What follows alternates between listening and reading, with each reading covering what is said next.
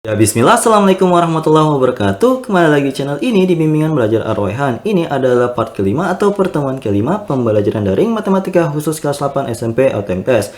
Jadi mulai pertemuan kali ini kita masuk ke bab baru, yaitu bab 2 bidang kartesius. Tapi sebelum kita masuk ke pembahasan pada video kali ini, ada beberapa tujuan pembelajaran yang ingin dicapai untuk peserta didik. Yang pertama, peserta didik diharapkan dapat memahami konsep diagram kartesius. Yang kedua, peserta didik diharapkan dapat memahami posisi dan jarak titik terhadap sumbu X dan sumbu Y. Oke, langsung saja kita mulai pembahasan pada video kali ini. Nah, kita mulai dari materi yang pertama, yaitu mengenai pengertian bidang kartesius. Diagram atau bidang kartesius adalah sistem koordinat yang digunakan untuk menentukan tiap titik pada bidang dengan menggunakan dua bilangan, yakni koordinat X dan koordinat Y dari titik tersebut, di mana X itu disebut dengan apsis, sedangkan Y-nya itu disebut dengan ordinat. Kemudian, titik-titik pada koordinat kartesius merupakan pasangan titik pada sumbu X dan sumbu Y, atau biasa dituliskan dengan X, Y. Nah, perpotongan antara sumbu X dan sumbu Y di titik 0 itu disebut dengan pusat koordinat. Jadi, bagaimana sih gambar dari bidang kartesius itu? Coba perhatikan gambar berikut ini. Jadi, ini yang dikatakan sebagai bidang kartesius. Di sini ada yang dikatakan sebagai sumbu X, yaitu garis yang mengarah ke kiri dan ke kanan itu dikatakan sebagai sumbu X. Nah, sumbu X-nya ini, nilai-nilainya itu disebut dengan apsis, sedangkan ini adalah sumbu Y, yaitu garis yang mengarah ke atas dan ke bawah, dan nilai-nilai dari sumbu Y ini dikatakan sebagai ordinat. Seperti itu, sedangkan perpotongan antara sumbu X dan sumbu Y ini di titik 0 ya, berarti yang di sini. Ini yang dikatakan sebagai pusat koordinat. Semoga adik-adik paham ya. Oke, kita lanjut ke materi selanjutnya. Nah, selanjutnya kita akan belajar mengenai posisi dan jarak titik terhadap sumbu X dan juga sumbu Y. Jadi, cara untuk menentukan posisi titik pada diagram kartesius adalah sebagai berikut. Yang pertama adalah cara untuk menentukan koordinat X-nya. Jadi, kalau misalnya kita ingin menentukan koordinat X dari sebuah titik, maka caranya adalah kita akan menarik garis lurus dari titik tersebut ke arah sumbu X. Jadi, masih ingat kan sumbu X itu apa? Jadi, sumbu X adalah sumbu yang menuju ke arah kiri atau kanan. Kemudian, kita lihat deh angka yang disentuh oleh garis tersebut. Itu yang dikatakan sebagai koordinat X dari suatu titik. Kemudian yang kedua adalah cara untuk menentukan koordinat Y dari suatu titik. Jadi caranya itu hampir sama kayak tadi, yaitu menarik garis lurus dari titik tersebut ke arah sumbu Y, atau sumbu yang menuju ke arah atas atau bawah. Kemudian kita lihat deh angka yang disentuh oleh garis tersebut, maka itu yang dikatakan sebagai koordinat Y dari sebuah titik. Nah, untuk lebih memahami cara untuk menentukan koordinat X dan juga koordinat Y dari suatu titik, coba perhatikan ilustrasi berikut ini. Nah, di sini kita akan menentukan koordinat X dan juga koordinat Y dari titik B yang ada di bidang kartesius ini. Jadi perhatikan, adik-adik bisa lihat kan di sini titik yang berwarna orange di sini adalah titik B yang dimaksud. Di sini kita akan menentukan terlebih dahulu koordinat X-nya dengan cara yang kayak tadi saya jelaskan, bahwa kita akan menarik garis lurus dari titik B ini ke arah sumbu X. Yang mana sumbu X? Sumbu X yang ada di sini ya, yang mengarah ke kiri dan juga ke kanan. Nah, kemudian gambarnya akan seperti ini. Jadi garis akan terbentuk dari titik B ini mengarah ke bawah dan kena dengan angka 2 di sumbu X ini. Sehingga koordinat X dari titik B ini adalah 2. Seperti itu. Kemudian untuk menentukan koordinat Y dari titik B ini, kita akan menarik garis lurus seperti ini dari titik B mengarah ke sumbu Y. Sehingga ini akan kena dengan angka 3 di sumbu Y. Apa artinya? Artinya adalah koordinat Y dari titik B itu adalah 3.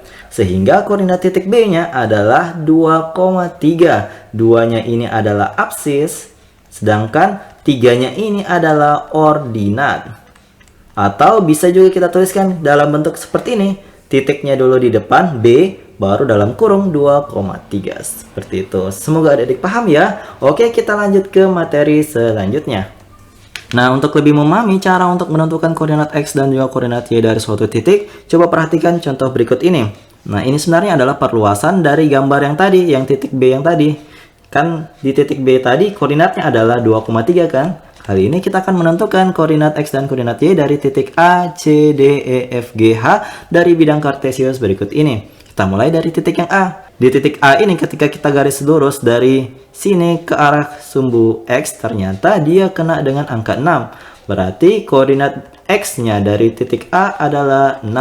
Sedangkan untuk koordinat Y-nya ketika kita garis lurus ke arah sumbu Y, dia akan kena dengan angka 5. Berarti koordinat Y-nya itu adalah 5. Sehingga kita tuliskan A dalam kurung 6,5. Seperti itu. Kita lanjut ke titik yang C. Di titik C ini ketika kita garis lurus dari titiknya itu ke arah sumbu X, ternyata dia mengenai angka negatif 5. Berarti koordinat X-nya adalah negatif 5. Sedangkan untuk koordinat Y-nya ketika kita tarik garis lurus mengarah sumbu Y, dia akan kena dengan angka positif 4. Berarti kita tuliskan di sini positif 4. Sehingga koordinat dari titik C adalah negatif 5,4. Seperti itu. Kita lanjut ke titik yang D. Titik D ini ketika kita garis lurus ke arah sumbu X, ternyata dia akan kena dengan angka negatif 8. Berarti dalam kurung negatif 8. Kemudian lanjut. Kita cari tahu untuk koordinat Y-nya. Ketika kita tarik garis lurus ke arah sumbu Y, ternyata dia kena dengan angka positif 6. Sehingga koordinat Y-nya itu adalah positif 6. Atau untuk koordinat titik D-nya itu keseluruhan, kita tuliskan dalam bentuk negatif 8,6. Seperti itu. Lanjut ke titik yang E. Titik E ketika kita tarik garis lurus ke arah sumbu X, ternyata dia akan kena dengan angka negatif 7. Sehingga kita tuliskan di sini koordinat X-nya adalah negatif 7. Untuk koordinat Y-nya, ketika kita tarik garis lurus mengarah sumbu Y, ternyata dia akan kena dengan angka negatif 5. Berarti kita tuliskan deh di sini negatif 5. Sehingga koordinat dari titik E itu adalah negatif 7, negatif 5. Lanjut ke titik F. Titik F ini ketika kita tarik garis lurus mengarah ke sumbu X, ternyata dia kena dengan angka negatif 4. Berarti kita tuliskan di sini negatif 4 terlebih dahulu. Sedangkan untuk sumbu Y-nya, ketika kita tarik garis lurus mengarah sumbu Y, dia akan kena dengan angka negatif 7. Sehingga koordinat dari titik F-nya adalah negatif 4, negatif 7. Lanjut, di sini di titik G-nya, untuk menentukan koordinat X-nya seperti tadi, tarik garis lurus, dan dia akan kena dengan angka 4 di sumbu X. Berarti kita tuliskan dari dalam kurung 4. Lanjut, untuk koordinat Y-nya. Ketika kita tarik garis lurus, ternyata dia kena dengan angka negatif 6. Sehingga kita tuliskan di sini negatif 6. Sehingga koordinat titik dari titik G ini adalah 4, negatif 6. Dan yang terakhir untuk titik H, ketika kita tarik garis mengarah ke sumbu X, kita akan memperoleh angka 5. Sehingga kita tuliskan koordinat X-nya adalah 5. Sedangkan untuk koordinat Y-nya, ketika kita tarik garis lurus mengarah sumbu Y, kita akan memperoleh angka negatif 3. Sehingga koordinat titik H-nya adalah 5, negatif 3. Seperti itu. Semoga adik-adik paham ya. Oke, kita lanjut ke materi selanjutnya. Nah, kali ini kita akan belajar untuk menentukan jarak suatu titik terhadap sumbu X atau sumbu Y-nya. Sebagai contoh, perhatikan gambar berikut ini. Di sini saya sudah memberikan sebuah bidang kartesius dengan titik B di dalamnya. Jadi, di sini kita akan menentukan berapa sih jarak titik B ini terhadap sumbu X atau sumbu Y-nya. Kita mulai dari jarak titik B terhadap sumbu X-nya. Jadi, caranya itu sangat gampang. Kita akan menghitung berapa kali lompatan yang diperlukan untuk sampai ke sumbu X. Jadi satu lompatan itu satu kotak ya. Berarti ayo coba kita hitung bersama-sama berapa kali lompatan yang diperlukan. 1, 2, 3. Ternyata kita butuh 3 kali lompatan untuk sampai ke sumbu X. Sehingga bisa kita tarik kesimpulan bahwa jarak titik B ke sumbu X adalah 3 satuan. Jadi seperti itu. Jadi kita kali ini akan menghitung berapa sih jarak titik B ini terhadap sumbu Y. Jadi caranya sama seperti tadi. Kita akan menghitung berapa kali lompatan untuk sampai ke sumbu Y dari titik B. Berarti ayo coba kita hitung bersama-sama. 1, 2. Dia butuh 2 kali lompatan supaya sampai ke sumbu Y. Berarti kita bisa tarik kesimpulan bahwa jarak titik B ke sumbu Y adalah 2 satuan. Sehingga bisa juga kita tuliskan seperti ini nanti kesimpulannya. Jarak titik B terhadap sumbu X adalah 3 satuan. Sedangkan jarak titik B terhadap sumbu Y adalah 2 satuan. Nah, kali ini saya akan menjelaskan cara cepatnya. Kalau tadi kan kita akan menghitung lompat-lompatnya ya. Kita hitung berapa kali lompatan ke sumbu X atau ke sumbu Y-nya. Nah, sebenarnya ada cara cepatnya untuk menentukan ini jarak suatu titik terhadap sumbu X. Misalkan ini titik B kan. Titik B ini seperti yang kita ketahui bahwa ini adalah titik 2,3. Untuk cara cepatnya, kita tinggal menggunakan ini. Kalau mau mencari tahu jarak titik B terhadap sumbu X, berarti kita gunakan ordinatnya. Berarti ini adalah jarak titik B terhadap sumbu X. Berarti B ke sumbu X. Begini ya saya tuliskan. Sedangkan untuk menentukan jarak titik B ke sumbu Y, ada cara cepatnya, yaitu kita gunakan absisnya atau koordinat X-nya sebagai banyaknya jarak titik B ke sumbu Y. Berarti kita tuliskan ini adalah jarak titik B ke sumbu Y. Jadi itu adalah cara cepatnya, daripada kita hitung satu-satu lagi lama, mending gunakan cara cepat ini agar lebih efisien dan efektif waktu yang kita gunakan. Seperti itu. Oke, untuk lebih memahami materi ini, ada contoh yang saya berikan berikut ini. Jadi, kita akan menggunakan cara yang sama seperti tadi untuk memperoleh jarak masing-masing titik terhadap sumbu X dan sumbu Y. Kan tadi kita sudah tahu ya, untuk titik B, kali ini kita akan menentukan untuk titik lainnya. Jadi, untuk titik A, karena titik A ini adalah titik 6,5, berarti kita gunakan cara cepat saja ya, supaya cepat. Berarti titik A akan berjarak 5 satuan ke arah sumbu X. Karena kita gunakan ordinat sebagai jarak dari suatu titik terhadap sumbu X. Gitu. Sedangkan untuk jaraknya terhadap sumbu Y berarti kita gunakan absisnya. Berarti kita butuh 6 satuan terhadap sumbu Y. Seperti itu. Paham kan? Ini untuk B-nya kan kita sudah jawab tadi ya. Kita lanjut saja ke titik C. Nah, titik C kan di sini dia adalah negatif 5,4.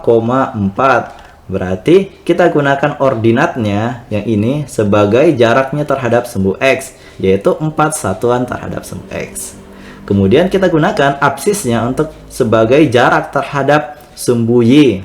Tapi untuk jarak itu selalu bernilai positif ya. Jadi yang dituliskan di sini ada cukup 5 satuan terhadap sumbu Y. Jadi tanda negatif tidak perlu dituliskan di sini di jaraknya titik C terhadap sumbu Y, karena tanda negatif itu hanya menandakan bahwa arahnya saja. Tapi untuk jaraknya itu hanya cukup dituliskan dalam bentuk 5 satuan seperti ini. Oke, kita lanjut ke titik D. Titik D ini kan negatif 8,6 ya. Berarti jaraknya terhadap sumbu X adalah 6 satuan dari sini. Berarti 6 satuan terhadap sumbu X, kemudian jaraknya terhadap sumbu Y adalah ini, 8 satuan. Kemudian untuk titik E, jaraknya terhadap sumbu X, karena ini titik E adalah negatif 7, negatif 5, berarti jaraknya untuk sumbu X adalah 5 satuan. Kemudian untuk jaraknya terhadap sumbu Y adalah ini, 7 satuan. Sedangkan untuk F, karena F ini adalah negatif 4, negatif 7, berarti jaraknya terhadap sumbu X adalah 7 satuan. Sedangkan untuk jaraknya terhadap sumbu Y adalah 4 satuan. Lanjut, untuk yang G, karena G ini adalah 4, negatif 6, berarti jaraknya terhadap sumbu X adalah 6 satuan. Sedangkan jaraknya terhadap sumbu Y adalah 4 satuan. Lanjut ke titik yang terakhir. Karena titik H ini adalah 5, negatif 3, berarti jaraknya terhadap sumbu X adalah 3 satuan, sedangkan jaraknya terhadap sumbu Y adalah 5 satuan. Sangat mudah kan kalau kita menggunakan cara cepatnya ini? Jadi semoga adik-adik bisa menggunakan cara cepat ini untuk menentukan jarak suatu titik terhadap sumbu X ataupun sumbu Y-nya. Oke, kita lanjut ke materi selanjutnya. Nah, kali ini kita akan belajar mengenai apa itu kuadran pada bidang kartesius. Jadi, di sebuah bidang kartesius seperti ini, itu sebenarnya terbagi menjadi 4 buah kuadran yang berbeda atau daerah yang berbeda tergantung dari nilai absis atau nilai ordinatnya. Jadi, untuk yang bagian pertama, daerah pertama itu namanya adalah kuadran 1. Nah, di kuadran 1 ini letaknya ada di kanan atas dan nilai absis atau koordinat X-nya selalu bernilai positif. Sedangkan untuk koordinat Y-nya atau nilai ordinatnya selalu bernilai positif juga. Jadi sini positif-positif ya. Kemudian untuk daerah yang kedua dikatakan sebagai kuadran 2. Letaknya ada di sebelah kiri atas. Nah, di sini nilai koordinat X-nya atau absisnya selalu bernilai negatif, sedangkan nilai dari koordinat Y-nya atau ordinatnya selalu bernilai positif. Jadi daerah yang selanjutnya itu namanya adalah kuadran 3. Letaknya itu berada di kiri bawah. Nah, di sini nilai dari koordinat X-nya itu selalu bernilai negatif dan juga nilai dari koordinat Y-nya atau ordinatnya adalah negatif juga. Sedangkan di daerah yang terakhir itu namanya adalah kuadran 4. Letaknya itu berada di kanan bawah. Di sini nilai dari koordinat X-nya itu selalu bernilai positif, sedangkan untuk koordinat Y-nya selalu bernilai negatif. Seperti itu. Nah, sebagai contoh, coba perhatikan soal berikut ini. Di sini, kita diminta untuk menentukan jenis kuadran dari masing-masing titik A, B, C, dan D yang ada di bidang kartesius ini. Nah, untuk yang pertama, titik apa sih yang berada di kuadran 1? Nah, karena kuadran 1 ini berada di kanan atas, berarti kita tinggal cek deh, titik apa yang berada di daerah itu.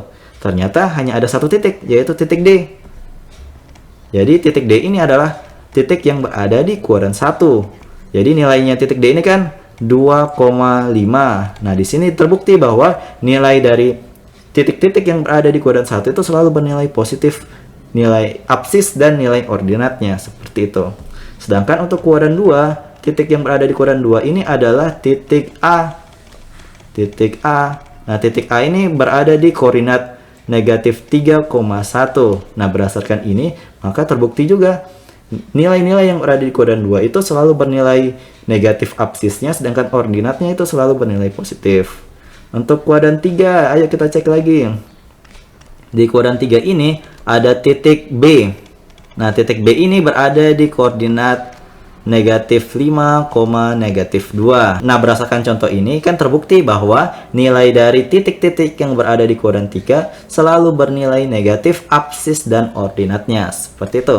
Dan yang terakhir di kuadran 4 berarti tinggal satu titik ya, yaitu titik C. Jadi titik C ini kan koordinatnya adalah 1, negatif 2. Jadi berdasarkan contoh titik C ini, nilai titik-titik yang berada di kuadran 4 itu selalu bernilai positif absisnya, sedangkan ordinatnya selalu bernilai negatif.